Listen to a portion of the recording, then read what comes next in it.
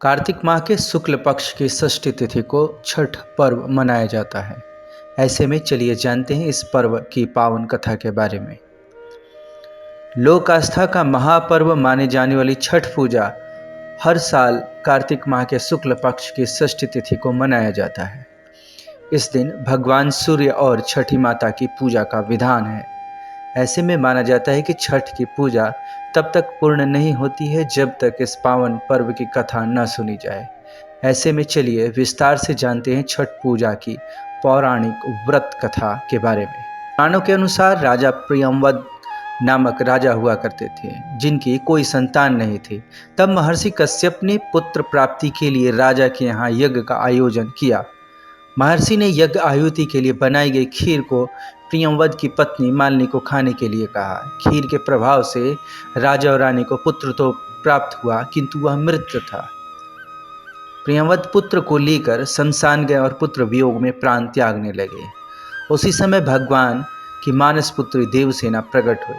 उन्होंने राजा से कहा कि सृष्टि की मूल प्रवृत्ति में छठे अंश से उत्पन्न होने के कारण मैं षष्ठी कहलाती हूँ। माता ने राजा को अपने पूजन का आदेश दिया और दूसरे को भी यह पूजन करने के लिए प्रेरित करने को कहा। राजा ने पुत्र इच्छा से देवी षष्ठी का व्रत किया और उन्हें शीघ्र ही पुत्र रत्न की प्राप्ति हुई। जिस दिन राजा ने यह व्रत किया था उस दिन कार्तिक शुक्ल षष्ठी की तिथि थी। तभी से छठी मैया के पूजे जाने की परंपरा आरंभ हुई। वहीं दूसरी कथा महाभारत काल से जुड़ी है। महाभारत काल में कुंती के पुत्र कर्ण को दानवीर माना जाता था। कर्ण सिर्फ माता कुंती के ही नहीं अपितु सूर्यदेव के भी पुत्र थे। सूर्यदेव की कर्ण पर विशेष कृपा थी।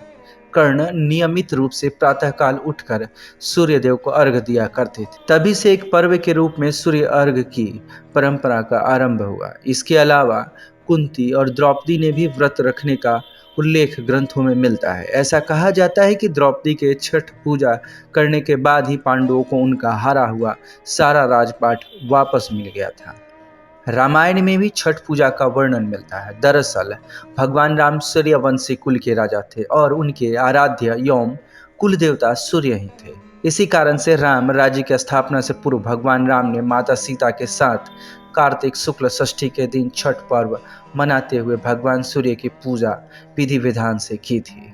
मार्कंडेय पुराण में इस बात का उल्लेख मिलता है कि छठी मैया प्रकृति के अधिष्ठात्री देवी है और इसके साथ ही भगवान सूर्य की बहन भी है। छठी मैया को संतान सुख, संतान की दीर्घायु और सौभाग्य प्रदान करने वाली माता माना गया है। वहीं जब बच्चे के जन्म के छठे दिन उसका छठी पूजन होता है तब इन्हीं माता का स्मरण किया जाता है। इनकी कृपा से न सिर्फ संतान को हर तरह की सुख सुविधा प्राप्त होती है बल्कि उसके जीवन में आने वाले कष्टों को अपने आप ही निवारण हो जाता है। तो ये है छठ पर्व की पावन कथा, जिसे सुने बिना आपकी छठ पूजा अपूर्ण है।